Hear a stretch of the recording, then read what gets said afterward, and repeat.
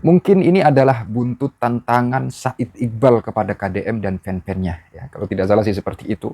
Mungkin ini buntutnya, saudaraku, sampai ada video yang bongkar-bongkaran ya tentang bagaimana 2020 dan yang lainnya. Dan akan saya putarkan sebentar lagi. Waduh, waduh, waduh, waduh. Ini sampai ada yang berani membahas ke situ loh ya. Dan mohon untuk teman-teman sekalian yang menyimak video ini agar disimak hingga akhir ya. Khawatir ada penyampaian yang tidak Anda dengarkan lah di sini. Oke, itu saja. Kita sebelum ke videonya kita intro terlebih dahulu, silakan.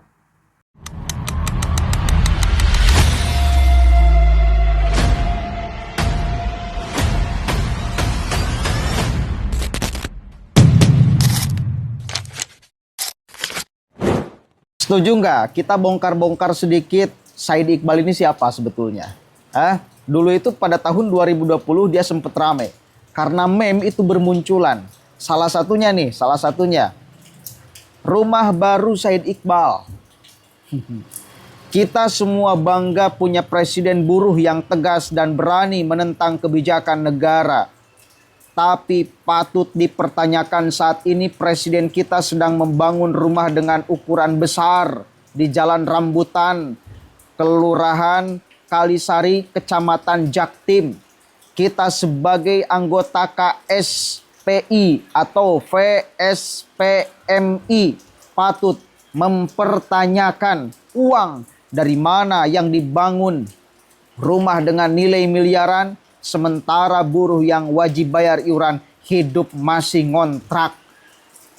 Ataukah uang pilkada Bekasi untuk Bang Obon, Tabroni yang dibagi-bagi untuk kepentingan pribadi?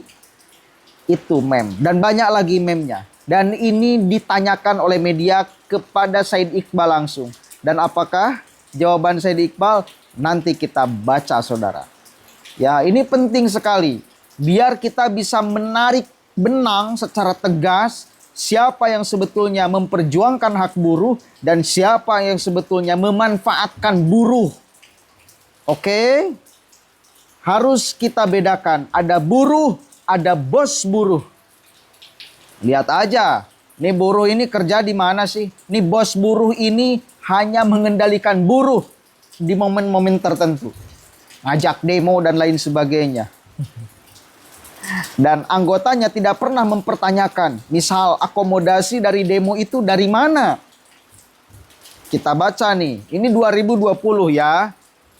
Dan nanti kita akan baca Said Iqbal ini berkomentar apa ketika meme bertebaran yang menyudutkan dirinya.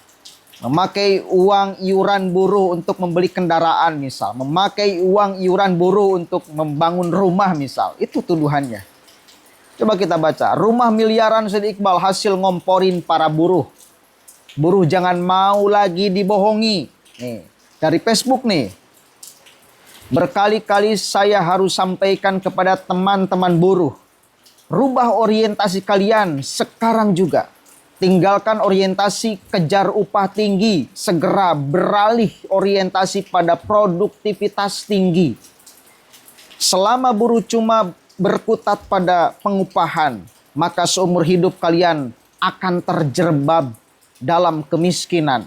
Akibat yang akan kalian dapatkan malah akan terjadi capital flying ke negara-negara seperti Vietnam atau Thailand.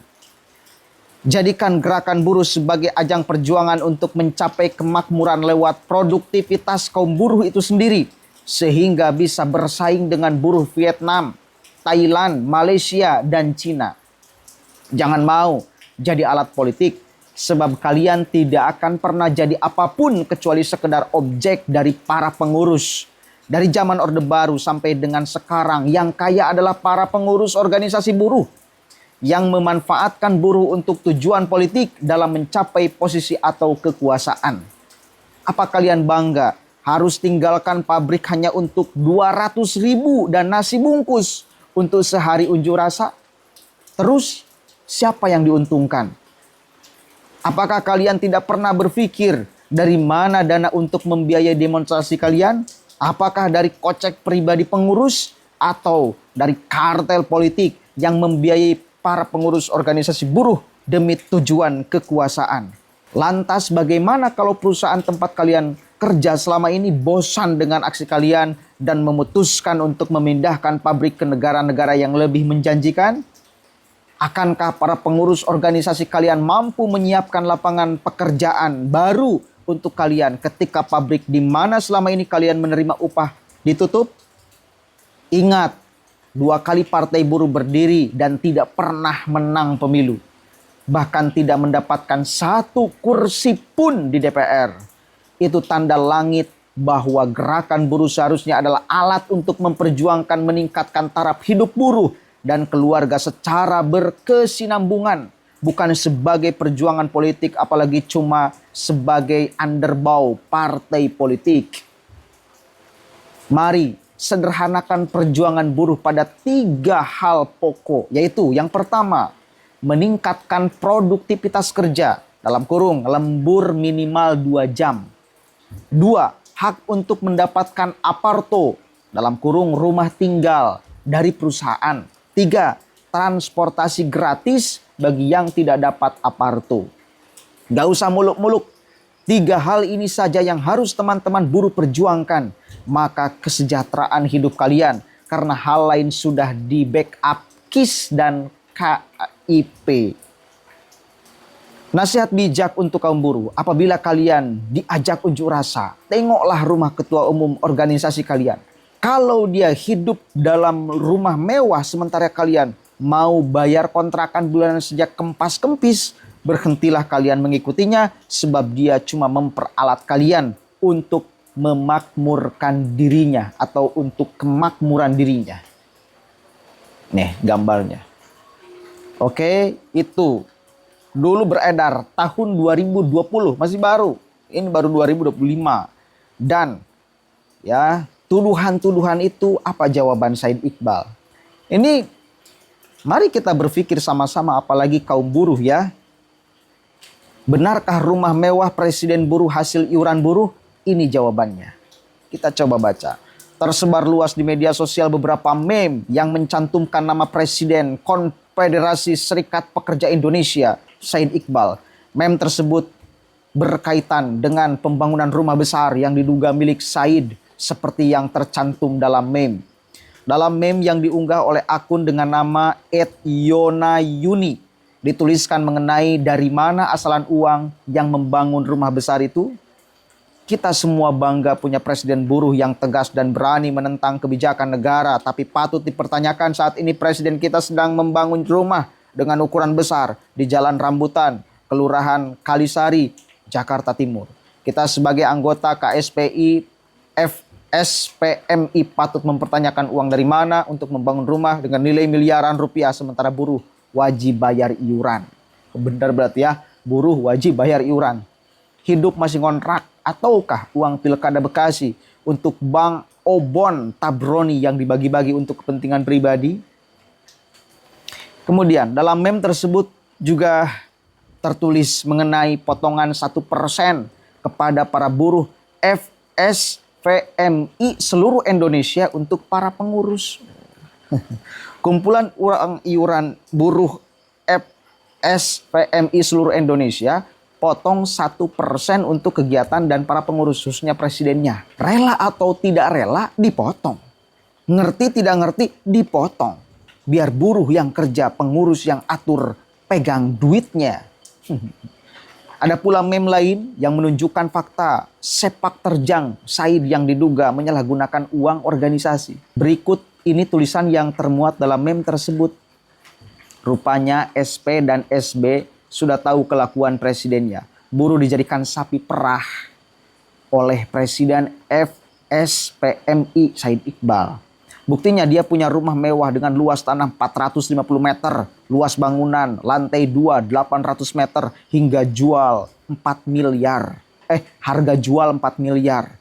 Alamat Jalan Rambutan, Kelurahan Kalisari, Kecamatan Pasar Bo. Said Iqbal juga menyalahgunakan uang organisasi dan uang Pilkada Kabupaten Bekasi Paslon Obon Tabroni. Kemudian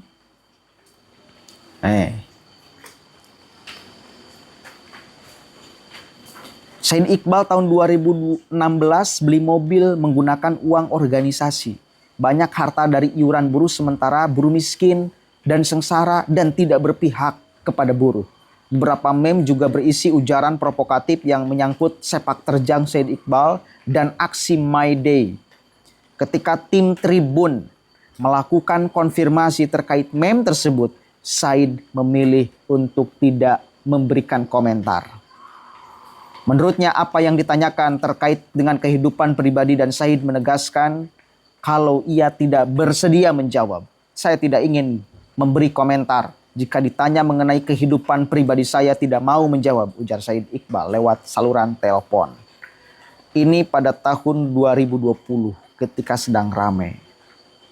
Ini 2017. Pertanyaan kita lagi, pernah ada satu video yang beredar. Said Iqbal sedang makan.